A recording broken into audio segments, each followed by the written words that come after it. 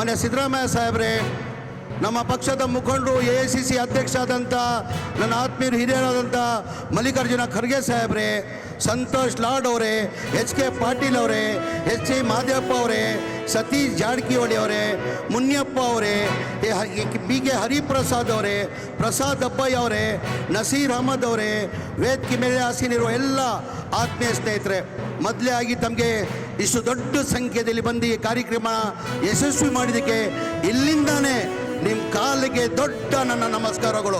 ಕೋಟಿ ಕೋಟಿ ಕೋಟಿ ಕೋಟಿ ನಮಸ್ಕಾರಗಳು, ಕೋಟಿ ಕೋಟಿ ನಮಸ್ಕಾರಗಳು. ತಮಗೆಲ್ಲ ಗೊತ್ತಾಯಿದೆ, ಹಂಗೆ ನಾನು ಹೆಚ್ಚಾಗಿ ಮಾತಾಡೋಗಲ್ಲ, 5 ನಿಮಿಷದಲ್ಲಿ ನಾನು ಬ್ರೀಫ್ ಮಾಡಿ ಹೇಳ್ತೀನಿ. ಹಿಂದಿನ ಸರ್ಕಾರದಲ್ಲಿ ಸಿದ್ದರಾಮಯ್ಯ ಸಾಹೇಬ್ರೆ ಮುಖ್ಯಮಂತ್ರಿ ಇರುವಾಗ 15, 16, 17, 18 1,80,253 ಮನೆಗಳು ಸ್ಯಾಂಕ್ಷನ್ ಮಾಡಿದರು. ಅದಾದಮೇಲೆ ಸಮ್ಮಿಶ್ರ ಸರ್ಕಾರ ಬಂತು, BJP ಸರ್ಕಾರ 4 ವರ್ಷ ಆಯಿತು, ಒಂದು ಮನೆಯೂ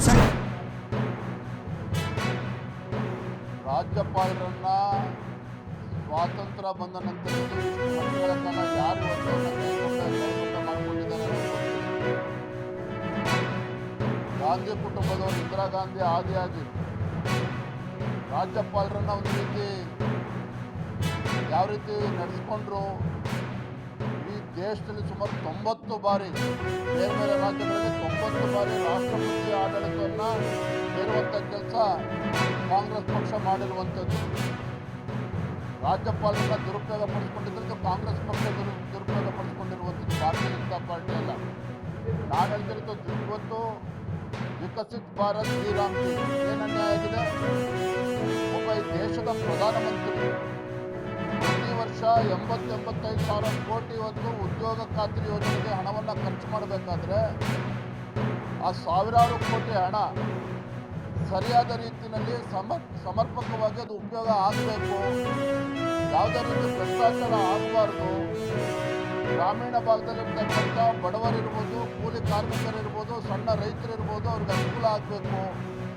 100 ದಿನ ಇದ್ದಿದ್ದನ್ನು ಇವತ್ತು 125 ದಿನ ಬೇಯಿಸಿದ್ದಾರೆ. ಕೂಲಿ ದಿನಗಳನ್ನು 175 ರೂಪಾಯಿ ಏನಿತ್ತು ಅದನ್ನು 375 ರೂಪಾಯಿಗೆ ಏರಿಸಿದ್ದಾರೆ.